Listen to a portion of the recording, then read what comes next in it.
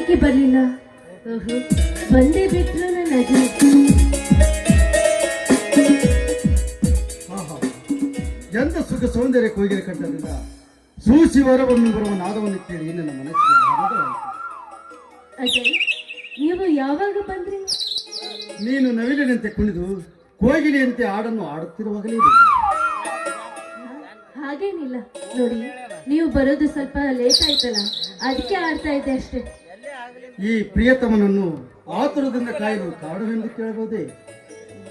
ಅಜಯ್, ಈ ನಮ್ಮ ಪ್ರೇಮದ ಮೇಲೆ ಆತಂಕ ನಿಮ್ಮ ಅಣ್ಣ ಅತ್ತಿಗೆ ಇರುವಂತ ನಂಗೆ ಯಾಕೋ ತುಂಬಾ ಭಯವಾಗ್ತಾ ಇದೆ. ಯಾರೇ ಈ ಪ್ರೀತಿಗೆ ಅಡ್ಡಿ ಬಂದರೂ ನಾನು ಕೈ ಬಿಡಲಾರೆ. ಆದರೆ ಹಗರ್ಭ ಶ್ರೀಮಂತನಾದ ನಿನ್ನ ತಂದೆಯವರು ನನಗೆ ಕೊಡಲೊಪ್ಪುತ್ತಾರೆ. ಆ ದೇವರಿಗೆ ಗೊತ್ತು. ನನ್ನ ಡ್ಯಾಡಿ ಒಪ್ಪದಿದ್ರೆ ಅವರನ್ನು ಬಿಟ್ಟು ಬರಲು ನಾನು ಸಿದ್ಧ. ಒಟ್ಟಾರೆ ನಮ್ಮಿಬ್ಬರ ಮ್ಯಾರೇಜ್ ಸುಖ ಜೀವನದಲ್ಲಿ ಕಳೆಯೋಣ ಸೌಂದರ್ಯ. ಅಜಯ್, ಈ ನಮ್ಮ ಪ್ರೇಮ ಸದಾ ಹೀಗೆ ಶಾಶ್ವತವಾಗಿ ಇರುತ್ತ. ಯಾಕೆ ಸಂಕೋಚವೇ?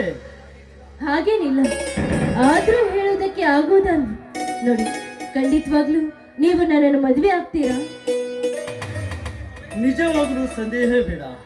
ಈ ಅಜಯ ಒಂದು ಸಲ ಮನಸ್ಸು ಕೊಟ್ಟರೆ ಮುಗಿಯಿತು. ಅದನ್ನೆಂದು ಬದಲಾಯಿಸೋಣ. ಡೋಂಟ್ ವರಿ, ನಿನ್ನನ್ನು ಖಂಡಿತವಾಗಿಯೂ ಮದುವೆ ಆಗುತ್ತೇನೆ. ಈ ಮಾತು ಆ ನನ್ನ ತಾಯಿ ಮಾಂಬಿಕೆ ಮೇಲೆ ಪ್ರಮಾಣ ಮಾಡಿ ಹೇಳುತ್ತೇನೆ. ಇದು ಸತ್ಯ ಸೌಂದರ್ಯ, ಸತ್ಯ. ಅಜಯ್, ನೀವು ನಿಜವಾಗ್ಲೂ ನನ್ನ ಪಾಲಿನ ದೇವರು.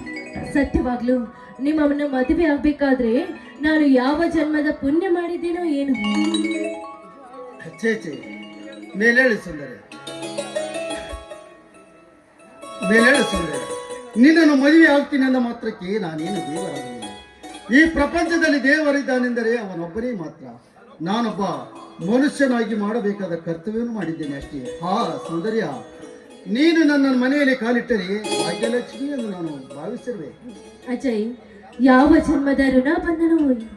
ಈ ಜನ್ಮದಲ್ಲಿ ನಾವಿಬ್ರು ಪ್ರೇಮಿಯಾಗಿ ಬಹಳ ಸಂಗಾತಿಯನ್ನಾಗುತ್ತಾ ಇರ್ಬೇಕು. ಅದು ದೈವ ಇಚ್ಛೆ ಸೌಂದರ್ಯ. ಈ ನಮ್ಮ ಪ್ರೀತಿ ಯಾವತ್ತು ಶಾಶ್ವತವಾಗಿರಲೆಂದು ಆ ಶ್ರೀ ಗುರು ಮಾರುತೇಶ್ವರನಲ್ಲಿ ಬೇಡಿಕೊಳ್ಳೋಣ ಸೌಂದರ್ಯ. ಮನಸ್ಸು ಸ್ಥಿರವಾಗಿದ್ರೆ ಆ ದೇವರು ಕೂಡ ಏನೂ ಮಾಡಲ್ಲ ಅಜಯ್. ಈ ಸಂತೋಷ ಸಮಯದಲ್ಲಿ ಆ ಅಕ್ಕಿ ಪಕ್ಷಿಗಳು ಕೂಡ ಎಷ್ಟು ಚೆನ್ನಾಗಿ ನಾಚಿ ನೀರಾಗಿ ನಗ್ತಾ ಇದೆ ನೋಡಿ. ಈ ಮೊದಲ ಮಿಲನದಲ್ಲಿ ಈ ಸೃಷ್ಟಿಯ ಸೌಂದರ್ಯ ಈ ಪ್ರೇಮಿಗಳಿಗೆ ಹಾಗೆ ಕಾಣುವುದು.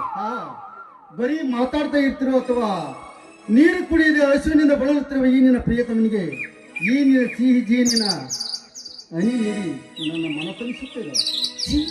ಏನು ಹೇಳ್ತಾ ಇದ್ದೀರಾ ಅಜಯ್ ನೀವು?